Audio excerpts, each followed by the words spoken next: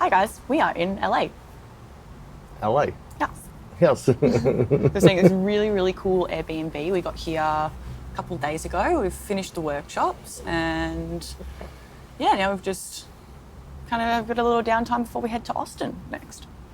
You're looking forward to it? Yeah, some barbecue. Barbecue? This is pretty cool here. I've enjoyed this. I've really enjoyed it. It's a really nice Airbnb. I hope it's got to be, it's got to be the best Airbnb we've ever stayed in. Like, absolute hands down best one, which I think we deserved that after our... We did. So yeah, it's been nice. The weather's nice and warm. It's a nice change from Australia. It's funny, every time I say that to people, I'm like, the weather's so nice here. It's so much different in Australia. They're like, oh, that's right. You guys are winter. They always forget that everything... I'm like, everything's opposite. We drive on the opposite side of the road. It's all back to front over there.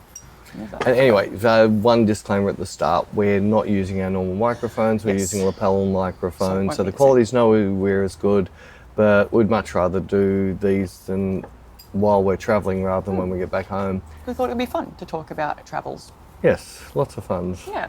Yes, like you stacking it the first night. Gosh, yeah, I fell over, because the curbs here are so much higher than they are in Australia, and I just completely missed and grazed my knee, and then I wore pants, and because it's so humid, it's now gotten lovely and infected. And pussy legs. I sent a message to my friend. I said I'm getting flashbacks of when she had to go to hospital because she cut her leg in Vegas when we were 21. Oh, that's right, yeah. She told me, toughen up, princess. That's what I told her when she said we needed to go. That's all right. I'll fix it. It'll be fine, I'm sure. You fine? Yeah. So what have you done in the last week? Workshops, which went really well. It was nice. We had a nice studio. We had nice people. We had amazing models. You didn't get upgraded to first class. I didn't, but that's okay. I've done that. I've eaten lots of good Mexican food. Yeah, we have some cool Mexican. Oh, we're not supposed to talk about food, but we've had some great... No, we're talking about food. We had some great Mexican food. We have. Some really nice stuff. So that's what I've done. I've got everything organised for next week as well, and Chicago's pretty much all organised as well. I've just got like one loose end to type with New York, and that's all sorted as well. Cool. Yeah, I'm on top of it. On top of it. What have you done? Workshops. Workshops. Taught people. The workshops, but it's been so interesting. I found it in Europe, and it's carried on to America from our last workshops, which were pre-COVID. I'm really certain it's got nothing to do with COVID. I think it's because of YouTube. I think the type of people who follow us are a different type of person to what we used to get. Yeah. And it's nice. It's the people come to a workshop to come and learn. They don't come just to get a quick snap of a girl that might not ever work with them ever again, which means they don't learn anything. They get one picture, which won't be great. Yeah, and that's what we want. We want people to learn. And yeah, the 3 days we've just done in LA is awesome. They're just, from start to finish, they were happy to learn. And you'll get a couple of reference pictures, but what's next? Yeah, they were a good group. We've been finding this a lot lately. Yeah, have been disappointed though what's happening with models though. In what way? Well, I'm finding more and more that I know exactly what the model's going to do when they turn up to the studio. Whereas in the old days, you'd have a cross-section of different types of models. Now they're all e-commerce. So what I mean by that is the type of models that, how I train a model to be in the type of models I like to shoot is like you could be on a video or on a still camera and you're still going to get something amazing. Yeah. It's this beautiful slow motion drift with soul and feeling in the eyes. But every single model, I'll take a frame, even on setting up of lights, I'll take a frame and take a step, take a frame, now make a move, take a frame, now everything is a big move, which is not how we work in real life, which you can just see their faces are empty because their brain has just gone model. It's got nothing personable about it. I thought it was cool yesterday though. We had model we had in the morning. She said she predominantly does a lot of e-com, and you could see because she had a Macarena. That is her bread and butter. That is what she does. And then the model we had in the afternoon, she's like, no, I hardly ever do that. Like Oh, well, yeah, she was one of the first models not to, the very few, like 1%, of the models that don't fail a little test I do in front of everyone. It might sound nasty. Sounds nasty, it's not, we promise. It's something I do with every single model I've never met before for two reasons. Number one, it tells me the type of model they are. And the other one, it also shows everyone at the workshop. And after we've done the first day, anybody who does all 3 days, when we get the second day, they know themselves. They don't even need me to actually continue.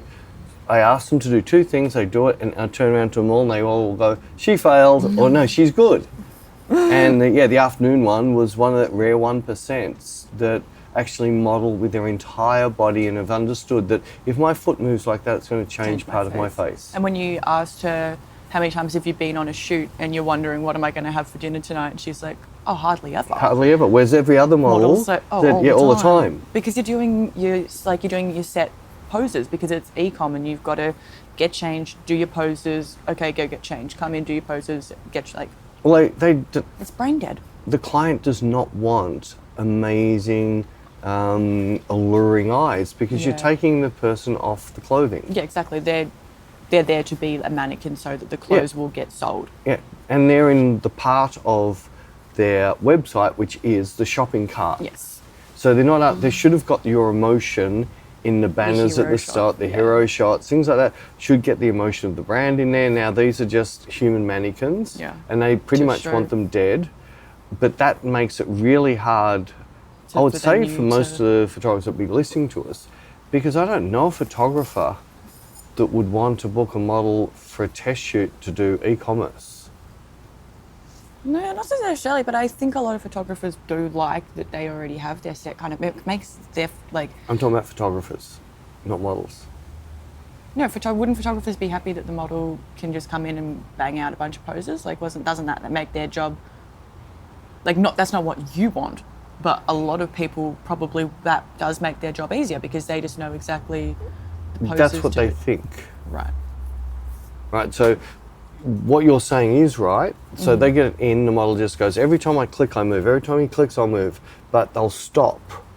Wait for him to click, let him get his focus, let him do all their thing. They'll click, the model will move. But all they're getting is very stagnant, what was my word? Pretty pictures. Yes. Or nice. So yeah, a photographer who gets a professional model that does a lot of e-com is going to get 30 or 40 nice pictures in the first 3 minutes. Yeah. And that's going to be good, but I guarantee you they might go into a folder and on his webpage, but then he's going to get glossed over. No, then they're going to start looking at other photographers that either have been shooting a long time or back in the day where we didn't have e-commerce and models never worked like that. They're always not going to be they're always going to do what I did in my early days of making my transition. I look at Peter Lindbergh's work and go, I'm so far off this. Yeah. And it took me a long time when I realised it wasn't my photography that was off, it was my subject. My subject was off because my human skills of getting them to be more the type of subject he got is what I needed to learn. Go away, flies. And nearly all the guys that we've had, especially come to LA, it's been incredible. You see them and they see the model do the comments, you say, oh, she's really cool. But then they see very quickly that my photos on the screen that are coming up are not the photos they're used to seeing of me. Yeah. They're seeing my lighting, they're seeing I've got my crop and everything, but then they're seeing the subjects. That's not Peter's look. Yeah. Because everyone thinks Peter's look has been put in Photoshop or in RAW workflow. Peter's look is getting the model's eyes. Yeah. That's my look. I'm an eye photographer and that's what I chase. Yeah. And that's why they're coming to our workshops, to learn that. How to do that. Yeah. How to do that. But this is where, for me, I'm finding I'm spending more and more time trying to take the e-commerce out, whereas in the old days, I didn't have to take the e-commerce out. I could just slightly adjust what they did to more my style. Now I've got to take that out, now bring them into... Well, it's just hard. The world's changed so much and a lot of fashion is e-commerce now, so it's hard. All the fashion everyone sees. Yeah. Right, so Vogue and things are out there, some amazing shoots, like the billboard we saw last night near Carney's. I can't remember who that was. Was that Tom Ford, I think? It was Marc Jacobs. Oh, Marc Jacobs, yeah. So, yeah, the Marc Jacobs thing, Beck didn't think much of it. You absolutely loved it. I But this loved is another it. thing as well. You're like, yep, half the world Well, will hate hate. your work and the other half will love it. Well, it came up in Twitter today, so I've actually screenshotted a nicer version of it. And I looked into it in great detail. And yeah, Pamela Anderson is pulling this amazing face. Was Pamela Anderson? Yeah, it's Pamela Anderson. Pulling an amazing face. Oh, you might like it now. She is pretty iconic, but like, But still, what I mean I is- just didn't care for it. Anyway, that's my taste. Oh yeah, no. But the thing is it's been shot by a photographer for a brand who still sees the art is the emotion in the picture. You couldn't see much of what she was wearing and the stuff in the shot, could you? Yeah, you could see the dress in the bag. Yeah, but laying on a flower, that's not how the dress would have hung. Yeah. You follow me? It's not giving like an e-commerce representation of what the dress is It's going to giving look more like like an on it. editorial. Yeah. It was much more like an editorial shoot. And for a while, those editorial shoots disappeared and they were just like fancier e-com. Yeah. They put like a fancy background but still have a model in a stagnant type of position so you can see the pocket detail and the button detail, where this was just lovely going back to the proper old school that people go, oh, if I buy that dress, I'm going to feel like that. Yeah, true. I guess that's probably why you loved it so much. Yeah. Yeah. Well, I think. Yeah, it was. To me, it was that thing. I didn't expect to see it. I seriously never expected to see that shot. So when I saw it, I just wanted to keep looking at it. Whereas if it was a shot that I expected to see, I wouldn't have even commented to you. Well, it's like you didn't comment on the next billboard, which was YSL, which was black and white, edgy fashion with the bag in front and stuff. But you didn't comment on that, and I thought you would have commented on that one, but I guess that's probably what You would have seen that a million times before, right? All it was a cookie cutter shot. It's a nice shot, well, it's beautifully, but it was nothing. There's nothing in there that you didn't expect to see. True. True. True. But yeah, I am. The one thing I'm really, really enjoying, and some people have brought this up in some comments and things like that, and it's really sinking into me too, that it's all good and well to know your stuff and that, but we all know that we just start getting into auto drive and just doing things. But when I'm doing a shoot for Inspire or a shoot for YouTube or something's been videoed and it's more a tutorial shoot or even a workshop, I am now speaking out loud all my thoughts, what I'm expecting to happen or what I want to happen or what I'm not happy with what is happening. And I find that when you say it, it sinks in. Yeah. So more and more, I'm finding even with the shoot I did today with Audrey, I just was so involved in the setup. It was even saying Audrey lighting things, but that was just me more telling myself, watch this, watch that. Whereas I'm looking at things much more in detail because now I'm keep reinforcing the things that I need to have in my picture for me to like the picture. Yeah. And even when you go back to edit your videos and stuff, you're hearing yourself talk back. And so that's where it really comes in. Yeah. The other thing that I'm finding, and I'm personally doing it a little bit more, and someone did make this up, bring this up in a comment, was they really liked how we start off saying what we did this week. So I've started, and I think this could be a good thing everyone should try. I've started looking at either the shoot I've just done or looking at the day I've just finished or the week I've just finished and go, so what did I do good this week? Why was it good? What could have I done better? Yeah, self-improvement. So, and on the bad things I did, could I have handled that situation better? Could I have used my time better? Where did I not use my time better, or where should have I maybe taken a break and refresh myself? Maybe, yeah, I've wasted all this time, but if I just took that break, the time wouldn't have been a waste, or would have made me fresher to come back to. So yeah, it seems like a waste, but it would have actually gotten more out of your time. Well, I already know that when I wasting go into time. brain dead, overworking mode, I get less done.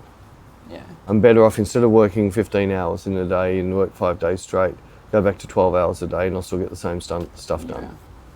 Because when you're burnt out, you just tend to procrastinate a lot. Yeah. Yeah. And you're wasting time. Yeah. You could have been doing other things better. Yeah, it could have been buying dumb shit. No, you're not allowed to do that. You told me. You told me you have to tell you not to buy dumb shit. Oh, I know. Sorry, I don't want it to ruffle my hair. Oh, you're wrecking our sound I'm again. sorry. Hopefully it's not too bad. I'm trying to keep my hair out of it. Trying to keep your hair out of it? Very dirty hair. So how have you found the models here and the agencies? Although we didn't use any, we've had trouble getting decent feedback for our agencies.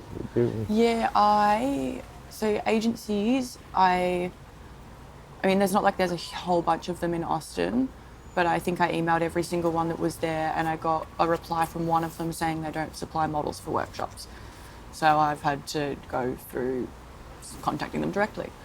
Chicago, there's heaps of agencies there. I've contacted heaps of them there and I heard back from 3 of them initially, and then one of them stopped replying to me, which I was like, well, that's nice. Obviously, I'm not going to name these agencies, but anyway, so 2 of them have been like willing to work with me, but obviously when like agencies want to slap on agency fees and stuff, but I'm like, look, you know what, like I understand they're doing their job and so they deserve to be paid for it and stuff, but like that's fine, I don't mind. But except some double dip. Yeah, they're already taking a cut out of the model and then they want to put another cut on the other end. But anyway, so they've been fine to deal with, and New York I haven't had to deal with an agency yet. I don't know if I'll have to, because we're lucky enough that we've got 3 amazing Australians in New York at the moment. Yeah. So every American gets to finally shoot some of the Australian girls that, well, not every American, but everyone coming to the workshops gets to shoot some of like your models. So we've got Anne, Mika and Shay. And then, but I do want to have 2 models that are from New York so that they will get to see you working with someone that, because they don't know. Yeah. So yeah, but I've found it just really hard. Like cool. So what's the number one question you get most asked from photographers? How do I find models? How do you find models? And it's this, like what so I thought maybe it's what I'm sending them isn't okay, but what I've been, like my pitch that I send is the exact same one that I've used in the past that used to get almost an instant reply. Yeah. And I send that same thing and I was like, maybe I've got to, so I did a few tests. So I was like, okay, I'll do a blast of some with my old one and I'll do a blast of some with my new reworded one. Made no difference. Made no difference. So I was like, okay, well, I don't know. I'm at a lot. Like I keep thinking, how can I get them to reply to me? But I think it's, as they see, because I'm asking specifically for a workshop, they see workshop attached, and unfortunately, it means that what I take away from that is that they've supplied a model to a workshop and they were burnt by that. And so I think I said this before actually, and I made a mistake. I said twice bitten, once shy, and you corrected me. It was once bitten, twice shy. But yeah, I found it extremely hard, and I found it hard in Europe, and then I was like, I wonder if it's going to be the same in America, and it is. So hang on a minute, it's the same in Australia too. And the same in Australia, yeah. So it's the same everywhere in the world. So we've got photographers can't find models. Mm. We've got agencies full of models that aren't getting work. And I'm like, right, so I'm asking them to take our money. Like, please let me give you some money. Like, will someone just hold out? Yeah, like, just get, like, I would just get, please.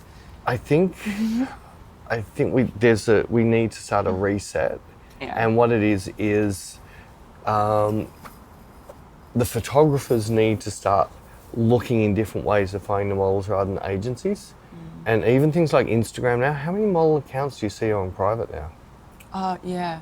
So if they're on private, how do you know she's even a decent model? Well, yeah, that's hard, and I find that a bit like, I mean, I don't want to follow someone just to have a look at their to see if I'm follow going her, and then have to unfollow them. It's a bit awkward.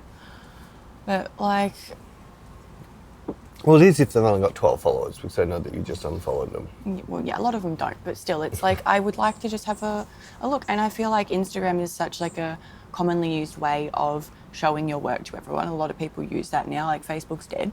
And like, I mean, I know... Instagram's going that way. I know, but...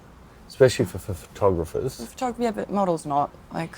I know, for the model side of things not, but for photographers to show off their work. Yeah, without censoring it. No, the censoring... I don't have a bigger issue on the censoring. If the platform says, these are our rules, fine. You break their rules, you go to jail. No different in real life. Yeah, no, I Just understand. because you want to put this on somewhere, you need to find platforms, or you need to take photos that suit the platform that let's come right back. Most photographers, or most people, like including myself, if I wasn't a photographer, I wouldn't have Instagram. Yeah. I wouldn't have Facebook. Unless I had another business I wanted to use that for. I think we spoke about this before. Yeah. So with that said, if I'm going to decide, right, one of my platforms to find clients or to find models is going to be Instagram, I need to take photos that I can put on Instagram to attract those people. So I shouldn't be taking topless showing and things and then putting bars across, and the bars didn't quite cover, you get deleted and all of those things. And I had this talk with Audrey, the model, today, about being very careful about using the social media for what they are. How many models have we heard of getting shadow banned lately? Yeah, no. Or even whole accounts banned. So, but that's them thinking they have to push that edge. No, you can do an amazing picture without the edge of Doing that. that. Yeah, exactly. So I'm hoping there's some models listening to this, because I know there's lots of models out there that want really nice pictures in their folio, but they're not got nowhere to go.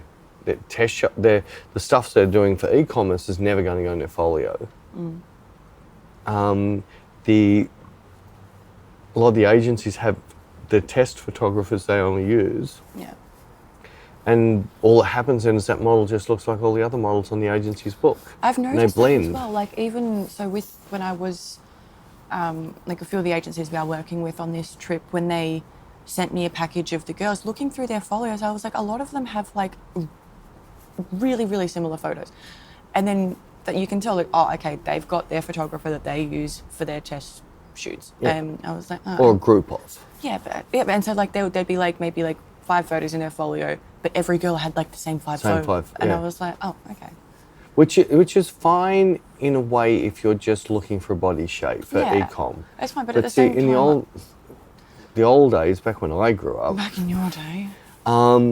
The agency wouldn't do very well because all of a sudden the agency would have a look, and without the client even going there, oh no, they're Country Road, they're Zara, that's the style of the model's look. It's not actually the style of the models, it's just what all their comp cards look like, all their photos.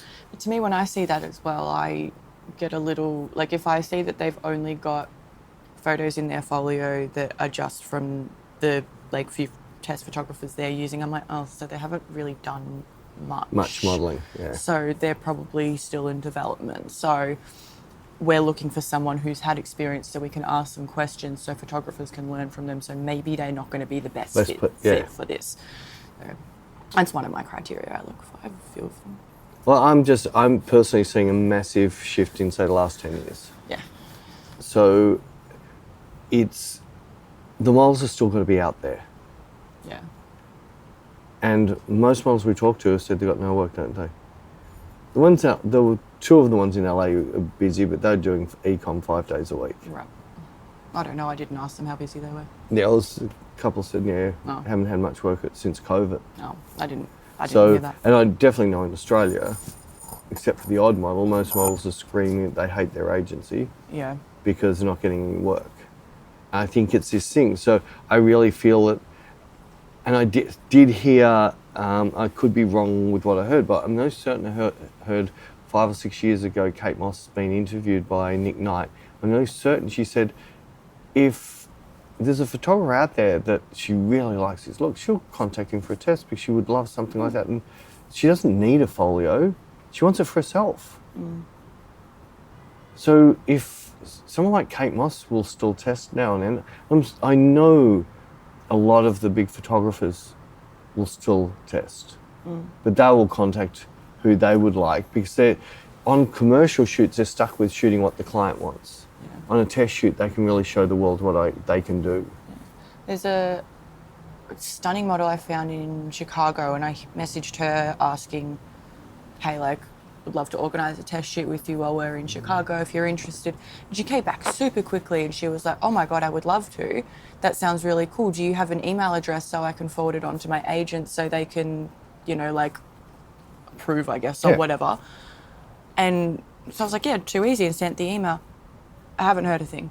And I'm like, she said she would love to, and now she's passed, and now her agency's decided for her, like, no. I don't know, I just find that, I know that she's with an agency and she's signed, but I just find that, like, if she really wants to do that, like, they don't own her. No, don't own her. But sometimes I know models will use the agency's thing to say no nicely. And we do that with some of the models. So, you know, some of the models that aren't in strong enough agencies to protect the models properly regarding problems on the shoot. So you've heard me quite often say to certain models that have already said this, that you've got my number. If you're ever on a shoot and they're trying to get you to do something you either don't want to do or you're not sure if you should do, you just say, you've got to ring the manager first, because I don't think I'm allowed to do this. Yeah. Because it's very hard for him to say no on set. But it's really easy that I get that phone call and it's just say it's Mika. So Mika said, I just want to put you onto the director of art on this shoot, or the art director of this shoot for a minute, because I'm not sure, and hands it. I know what the answer is, no. Because if Mika wanted to do it, she would have never put them on to me. Yeah. So, and that's now taken the pressure off her. And you know the pressure you've had to put on you by someone. You've said, these are my guidelines, these are my rules. What, 3 or 4 times during a shoot, he tried to push you past those guidelines and rules. Yeah, no, okay, I guess that makes sense. But I don't know, I didn't think that she... No, but... It sounded like she was... But I guess that it could have been that as well. It could have been her nice way of saying no. But if we give up really easy... Well, I didn't want to push her. I don't like being pushy. You don't need to push her. We know her agent, don't we? No, she said, can you give me your email and I'll pass it to my agent? Well, just... Oh, yeah. I suppose that's going to be pushy. Yeah. I was going to say, we haven't heard from your agent. Yes, do you want to give me the number and we'll contact them? I don't want to do that. It sounds pushy, and I don't like pushing people like that. You push me all the time. Oh my God, I do not. But we do that with lots of models, and we tell models as well, like, if you want to shoot, like, message us. Yeah. So if you're getting pushed into something, because we know that with some of the agencies, if they ring the agency, it's going to go to reception. Oh, yeah, your booker's not handy at the moment. And all of that, where they know they ring me, I'll pretty much pick up 24/7. Yeah, exactly. But I still think that there's 100% a market for good, old-fashioned beauty fashion and portraiture fashion pictures. Still there every time, and more the newer, like Dior. I saw Alexander Wang thing the other day. I was like, cool, they've gone back to the old ways. And I'm seeing all of this happening now, but surely this has got to come down the pipeline, because why are we using 30, 40, 50-year-old models? Oh, like those 90s supermodels. Yeah. Because they're amazing. But if you go back to... And they're iconic, and they were the first supermodels. If you go back to, say, 2005, we weren't using 40-year-old models. No, but we were using them. No, but if we go back to 1990, we weren't using 40-year-old models. Because they were just starting. Those particular models. No, but not all the models. I know what you're trying to say. I'm just being a jerk. I know. She didn't get much sleep last night, so she's paying me back for that. No, Keeping me up to ridiculous times, then fire alarms waking us up. I was so scared. I had no idea what was going on. But the place where we're staying, it's a really cool place. I really love it. He's got a fully alarm system connected up, and the alarms I feel so secure. Yeah, so do I. And we really need that with the amount of stuff that we With our gear, travel yeah. with. So I just love this place. And so we have like a key ring with all the things on it, so we can lock to leave it, go away. We have one to stay, so it's which means if anybody opens any door on the outside or comes through any window or screen. I know you said the windows are armed. No, the the fly screen. screens Yeah, are all armed. so good. So it's really, really cool, but we get woken up to this alarm going off this morning and think, shit, there's someone coming through the front door. Yeah, I was like, oh no, are we getting broken into? Or did like... And then it turned off. And so like 20 minutes later, it came back on again. And I was like, oh, is someone still in here? Like, what's going on? And turns out it was the fire. And then Peter was like, oh, you were smoking in here. I was like, why would I do that? Why would I do that when I can come and sit Yeah, out well, here in the I found the alarm He was main only panel joking, and it said smoke alarm going off. But I went into all the rooms that had smoke alarms and sniffed and couldn't smell smoke, so we weren't on fire. I wouldn't smoke in. Oh, we went on fire as well. Little hummingbird. Oh, how cute. How cute. Have you ever seen a hummingbird before? I don't think so. We don't have them at home, do we? Yeah, we got a version of that in Australia. I don't think I've ever seen one. How cute. Sorry for all the people. Anyone on YouTube didn't see it anyway. It was off camera. Yeah. It was really cute though. But yeah, it turns out it was just a faulty fire alarm, so that's all right. But so then I went back to sleep for like another little bit because I was tired. I went back to sleep till after lunchtime. I woke up during lunchtime. During lunchtime. Lunchtime my- starts at this time till this time. I got all my work done, and then I'm not complaining. It sounds like you are. Oh. And then I tried to go get you some tacos, but the place was closed, unfortunately. I know, I'm still hungry. You're trying to make me skinny, aren't you? No, You've got this thing that you want to make me super skinny. oh my god, I don't. Don't care. I don't. That's right, we're having tacos for dinner again. Are we doing tacos again? Yeah, we're going to that nice place that we went last time with Jessie. Oh, cool. Yum. What we had, we went to Pink's first night here, and then we went to Carney's, which anyone in LA, you know what Carney's is. Well, you got to say it like an American. You're going to say Carney's. Oh, that's right, because there's another place. There's a place called Connie's. Connie's. But the way that they say Connie's sounds like how we say Carney's. Right. It's very confusing. I've had this talk with people lots of times in LA. So we both had like with chili fries and chili dogs and things like that. Oh, so good. And I don't know why it is we cannot get that flavour in our chili in Australia. Doesn't it? Our chili hardly exists in Australia. Yeah, I know, but I've tried to make it. I can't get that, and I've used all YouTube. You said it's something to do with the chilies. I think it's the ingredients. Yeah, it's the ingredients used. We don't get that, unfortunately. Maybe I'll have to smuggle some cans. I don't smuggle them. You're allowed to bring cans of jalapenos back, I'm sure. I think it's a can. You can. Yeah. You have to declare you got food though. Yeah. So now you have to go through customs and they strip search you and. It just takes forever. Remember when we came back from Bali, me and Jared, when we went there, they've got these little novelty bottle openers there that have a male appendage on them. They're made of wood. And it's very... You can't bring wood into Australia. No, you can. You just have to declare it. Oh, you didn't declare it? No, we did. But, like, we also maybe had some cigarettes with us because they're so cheap over there. So I didn't want to... So we had to decide who's going to have the cigarettes and then who's going to have the wood in there. And I made Jared do it. So Jared's got to go through security and the guy's like, all right, what are you declaring? And he's like, I've got some wooden sculptures. The guy's like, what kind of wooden sculptures? Jared's like, little dicks. I think it would have been so much funnier if it was in your bag. No way, it was even funnier. And the guy just like choked a bit, was like, that's too funny. Just he's like, the bottle openers, and Jared's like, yeah, it's fine, just go ahead. Like, I'm sure they see it all the time. Yeah, that was a nice pointless story, sorry. That's right, because you hate customs, they stole your sword. Yeah, I get really bad flashbacks. Yeah. They stole my Amsterdam lighter. They stole my plastic... your Amsterdam lighter, that's right. They stole my plastic sword. They steal all my stuff. So I get really traumatized having to go through them. And I'm like, oh no, what are they going to take off me now that I love? You'd think I'd learn by the amount of planes I catch, but I didn't know jet lighters couldn't go on plane and carry on. Well, I didn't know that vapes can't go on in your checked luggage. Wild.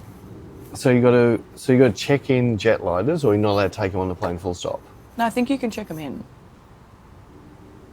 I think. I bought. So they wouldn't want people to secretly smoke vapes on a plane, but you have to take it on a plane. Well, they don't want it in checked luggage because there's something to do with the little battery that apparently can cause a fire. Oh. Yeah, I find it really weird that I actually know of people who vape on planes. Yeah. My old mate used to. So he'd get in a plane, he would have the blanket, he would wrap himself in the blanket and go to sleep and have it all over him and just suck it off and Wouldn't the smoke go everywhere? his vape disappears. It's under the blanket. Oh. Interesting. And I know that they've got things in toilets, but I don't think they've got them in the rest. I think if it was under the blanket, well, obviously he's never been caught. You're giving people ideas. Well, there's snakes on a plane, vapes on a plane. There's a new movie, Vapes on a Plane. But I still find it weird that they want you to take a vape in the plane, but they don't want you to put it in check-in, but they want you to put a flammable gas bottle in your bag where you're not going to know if that got punctured. Well, maybe it's not allowed, I don't know. Oh. They just took it off me, but they didn't take the one that I bought back for Jared that was in my suitcase off me, so I don't know. You don't know? All right, cool. I don't know. I mean, it might not be allowed. I just know it's definitely not allowed in your checked carry. But yeah, I bought it on one plane with me. I bought it from Amsterdam to Germany, but then leaving Germany to go to France, they took it off me. So I don't know. I do remember because I used to work in the fishing industry and be outdoors all the time, I always had a little knife on my belt. It always lived there. It was a little, really nice, expensive, very small knife, not that long, just to fold in. It was always there. It was the handiest thing. I want to open a package or whatever. And after 9/11, because the whole world changed with what you could take on planes and things like that. I went on 3 flights with it still on my belt and never got picked up for it. Oh, God. And then when I finally did get picked up, it's like a $200 knife down the rubbish bin. Well, I was disappointed about my lighter because it was really cool. I would have died. The funniest thing is you bought a second one for Jared as a present. What wasn't as pretty in it, what broke the first day he used it. Yeah. You were going to steal it off him? I was going to commandeer it. Commandeer it. But no, I don't know how exciting this is to other people, but I think with traveling, if especially with photographers, try and make traveling, going through customs the easiest thing for you. And the way that me and Peter have to get through those x-ray machines, and they're telling us oh no, it's fine, leave that stuff in bags, but we know that you're going to say it's fine and then you're going to put it back through again the second time. We're just going to, so we've got to take out laptops and hard drives, take off your belt, take off your shoes. It's we need to get through there as quick as we can. Always take out hard drives, so that's what I always take out hard drive. Well, normally you've got to take out your laptops and iPads and things like that. So I instantly already do that. I always pull out, so I'm normally carrying about 20 terabyte of hard drive, which are the really slim ones, but still a bulk in my bag. And the amount of them say, no, don't bother. It's no, so, I'm going to...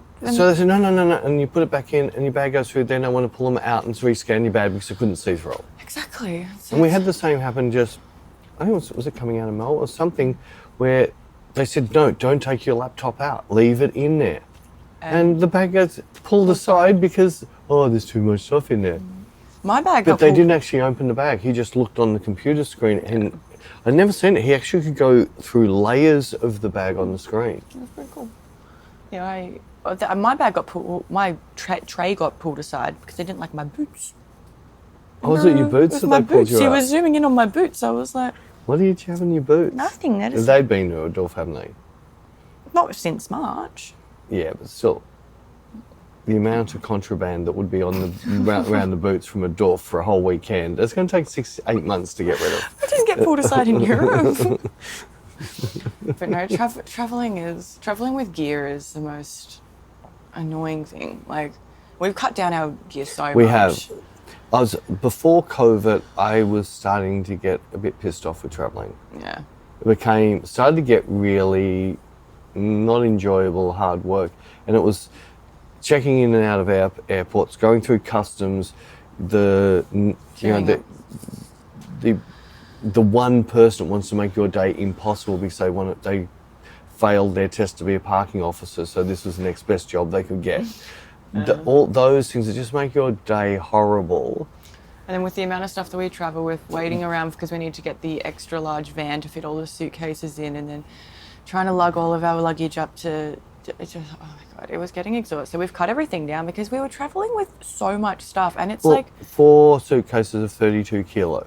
Yeah. And we were right on we used to weigh them because we knew we couldn't go over. But we're now traveling with 4 cases under 23. Well, it's like that video you did when you were talking about lenses and how like cutting down so that you only have to carry I think you were talking about lens selection and like knowing. See, that's perfect example. Yeah. With my Sony bag, I've literally only bought one photography lens. The rest of video. So I only use that one lens with the Sony these days. There's lots of other lenses. I brought 3 Sony lenses with me, but 2 of them for when we're doing video. But the one that I've left, if I'm going to pick up my Sony and shoot as a still camera these days, it's only the 24-70. I'm going to be in continuous eye focus, and I'm going to be running down a street with a model running, or it's going to be very fast moving, and I don't mind if slightly motor drive it because we're after a real emotive shot, which only happens when it's real. Real, yeah. Even with a Leica bag. So I went through my Leica bag, and I think I left as many lenses in the studio as I've brought away with me. Whereas previous I would have brought Like everything. 2 35s. Well, I've got 2 50s with me, but one's more suited for my see, I bounce around everywhere, don't I? A little bit. So the reason I have 2 50s in my Leica bag is because I have 2 Leica cameras in my Leica bag. One is my SL2 and the other is my M3, which is an old film rangefinder camera. And I have a beautiful, beautiful, super sharp Superchron 1.4. Back in Australia, I have the same lens, which was made back in 1963. Is that the one I don't like? No, you don't know this one. Oh. I also have finally got a Noctilux back again. So I'm traveling with a Noctilux and the Summicron, both amazing lenses. Once I get to about 5.6, they're very similar. But why didn't I bring the vintage lens with me? Because it was probably too similar to something else. No, it's completely different. Oh. It was more that the new Noctilux is giving me the look I want because the Noctilux is a broken lens in the way of it has a lot of faults in it, Right. which is like the vintage lenses.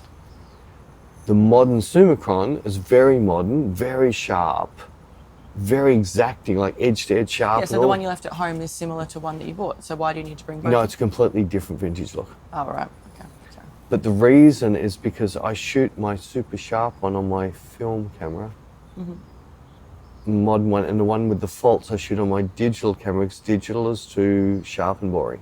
Right. Does that make sense? Yeah. But I sat down, that's why it took me forever to pack all the bags. No. I literally lined up all my lenses and did the for and against on every single one of them. And I was really good with it. Guess what else I did? What? I then moved to another thing. Do I really need to own this lens anymore? So I've There's got to sell some stuff. 6 lenses up on the shelf at the moment because I Sell. really thought about carefully. Now that I've got my 3 camera systems and each of them have got a plate, so I don't even think twice now. I'm going to be shooting that. That's my system. It's going to get me my look. Yeah. I'm going to be shooting there. This is it. And did we put the Inspire up today? We did. The Inspire we put up today, anybody who's on it with Shay, not Shay, sorry. We did a rant. Oh, you put the rant up. I thought That's you were what going you to told put. me to do. No, I thought I told you to put Sylph up. Miscommunication. All right, so next week. So the one that comes out next week, at the end of it, there's 2 pictures taken with 2 different cameras, edited in 2 different softwares, and they'll look identical. So it's now I know what I do. If I can't shoot my Hasselblad, I can shoot my Leica and get the exact same look. I can create my halos, I can do everything I want. I'm not going to get there's something about the Hasselblad, Yeah. and there's something about the Leica. When it's in my hand, I don't even know I've got a camera. I don't have to think twice. I hardly need to go into menus. Everything just, the camera's not even there. It's more like my eyes, and I have a button that makes my eyes capture things. And that's how I want my system to flow. And I'm finding more and more, if I get down and really understand why I own this lens and why I own this lens and why I own this lens, I don't need all those other lenses because they're not what I shoot. Other people, they're great lenses for them, but that's not what I do. And like the one with today, I have a 21mm. And most people say, what, fashion portrait shooter, why would you want a 21mm? Gee, that came in handy in that small space. Yeah. And you haven't seen the images yet. It surrealed them so well. And if I didn't carry that lens, I would have been spewing today. I love super short lenses. Yeah. Wide. Wide, same. Short. Wide. Yeah, that's what I said. Short. Well, wide's normally short. Well, don't you say a long lens? Yeah. No, so... But I have short, long lenses. Anyway, I meant wide. I like wide because it makes me look nice and lanky. Oh, you say wide. I thought you said wine. That makes me look the opposite of lanky. This is tasting a little bit like that funky I had in... Doesn't taste like my normal. Oh, your normal. Oh, the one with the funky southern that you had in... Where were we? And I bought a big bottle of it. I'm going to check out where it was made. If it's made in France. Yeah, that was in Geneva. Yeah, it was weird. Yeah, it was weird. Even I tried it and I was like, that's not southern. Oh, that's, we landed in, surreal trip, but we landed in, we trained in, didn't we? We trained in, it was late at night. We quickly checked into our hotel and we wanted to get some food. No, I was starving. Couldn't find anywhere to eat. And then we ended up in a bar and we had one glass and mine was horrible, so we left. It was in a southern bottle. It did not look like southern. Although they let us buy some drink and take it away from there, which was really cool. That was very nice of them. Yes. Yes. So what's next? What is next? We... Pressure's on you. I had stuff. I had topics. You had stuff? Yeah. So didn't you have any questions? Yeah, that's what I wrote down. Oh, have you asked any of them? I can't remember. We can't remember? We had heaps So what was the one thing you learnt this week?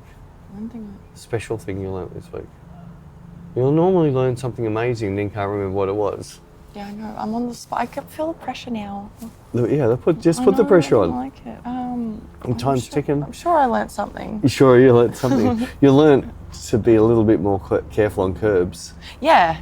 And I learnt that. Oh my God. And for us walking in America across roads, we've learnt you've got to look every single way because we're so used to cars coming that way on this side of the road and they're coming this way. So you don't look that way, you look the wrong way. I'm not used to like cars in suburban streets just stopping for you as well. Like... Yeah, that's weird. They just... In Australia, they just run you over. Yeah. Like or beat the horn at you. You've got to wait for the car. Whereas here, they see you and they're like, oh, I'll stop. And I'm like, that's very polite of you. Yeah. Well, the other day when I came back from, I went up to the supermarket, I was walking back and I could see this girl coming up to the intersection, just a little T intersection on this little side street. There's no lines on the road at all. And I'm walking down and I see her come up and come to a full stop. And I'm at least 10 metres before the curb. She waited for me to get to the curb. I got to the curb and she waves me across. Look, you could have completely gone. Wow, that's very polite. And we're not in Canada. No, I know. I found that even people on the street just say hi and I'm like, oh, that's nice. Like, well, I've seen people on the streets hi. I haven't had many people say hi to me. See, I've walked past people and I'm like, hi. Oh yeah, but sorry, I think there's a little bit difference in what I look like and you look like on the streets. But like, no, I've been with you and people have said hi. There was that lady walking her dog the other day and she said hi to us. And, oh, that's right. Yeah, people just seem nice. Although, yeah, someone did ask me for $1 before when I went to the pharmacy and I didn't have any cash on me, so sorry. Should give him an Australian dollar. I don't have that on me either. I have nothing. I just had my phone and your card. I did something that made me feel good last night, and most people say you shouldn't do it, but I don't know, it's really hard. Where we were eating, there was a rubbish bin, and the homeless person came up and started going through the rubbish bin and started eating out of the rubbish bin. So to me, this was a person that he might have been a wino or one of those and might waste all his money on alcohol, but I just thought, no. It's not human to see that. It's not human to see that. I don't even want to see a dog crawling the rubbish bin and eat. Yeah. Even though they most likely love that more than the food we give them because they want it to be slightly off and everything. Yeah. But we finished our dinner and I just looked at Bex and mine and we didn't finish the chili chips and you hadn't finished your burger, but you'd had enough. So I just walked over to him and said, here you go, you can have our leftovers. And I gave him $10 as well. I said, and here you go, you can waste yourself whatever you like for your $10 so you can actually pick what you get to eat. Yeah. And it just made me feel so good. Yeah, he didn't beg. He wasn't out there begging for anybody. He was collecting the recycles from the trash and then you saw him pick up some food and eat it. And you were like, no, I'm going to do something about this. So, yeah, no. There is a problem though, when you do that, they do want to talk to you forever and not let you get away. Yeah. And I do think I embarrassed him because he wanted to tell me that the only reason he's going through the bins is he's looking for lotto tickets. And he started telling me of his friend who found 3 lotto tickets worth $3.5 million. Awesome. And it was sort of, I just got the whole feeling that he was ashamed. Yeah, but you know what? I'm sure he felt ashamed, but I'm sure he also felt very grateful for what he did. I'm certain he's happy, and I did see him grab your burger and huff it down in a second. Yeah, it was a pretty good burger. I was just full. I know, there's this thing that Beck knows I live my life by. It's one little line. I saw a movie, the movie super affected me, and I live my life by that, and it's called Pay It Forward. So if you see someone in need and there's something you can do for that person, and they are in need, not someone who's just begging on the street and you know that they've got a Lamborghini 2 blocks back. Yeah. Someone who is seriously in need and there's something you can do for them, I will do that for that person and then ask them to pay it forward, which means if they ever see somebody or something where they can help, instead of doing it and expect something in return back to them, no, can you pay it to someone you see? I heard you say that the other day. We were contacted by a photographer and she was asking if she could come and be an intern at the studio because she was really wanting to get into fashion photography and wanted to help out and stuff like that. She was a mum with 3 kids. We didn't know that at first. No, but she just sent an email and then you were like, look, I don't take on intern, but then you were like, I want to have a chat with her. So you were like, we don't take, or I think I replied pretending to be you, as I always do. But I said we don't take on interns, but here's my number and give me a call, let's have a chat. And then you found out more about her and she's mum of 3 kids and this, that and the other. And I wasn't on the phone call, so you can take off from there. I can't remember yeah, I started talking to her. I found out, she's mum with 3 kids. She does a little bit of shooting, makes a tiny bit of money, but she wants to go further with it. And she was tossing up if to go to school and mum with 3 kids to try and get into a course that's going to actually be good for her at the right level of what she wants to learn to maybe make it a part-time or a full-time job in the future. And I got talking with her about it, and then what did I decide? Did I give her? What did I give her? You gave her volley. Right. That's right. So, thank you. I knew I gave her something, and it's not something. Volley is this app that we use within Inspire. We've got on Inspire, and anybody who's on there can use the app. And what the app does is it means that they can pick up their phone and they can go, hey Peter, I'm having a problem with this light over here doing this. What would you recommend I do? And when I wake up, or no matter where we are in the world, I will see that volley and I'll pick up my phone and say, or I might wait till I'm at a studio and say, hey, see what your problems is. I can move, if you move the light this and way. you like make a video. I can make it, it's like a little video, really quick and simple, and things I could never ever do in text. Yeah. So we introduced this, it's a free program. It was originally designed for things like Zoom calls and that, where you have a group of people and there's always one person who's late. And you might have 10 people in this Zoom meeting Waiting.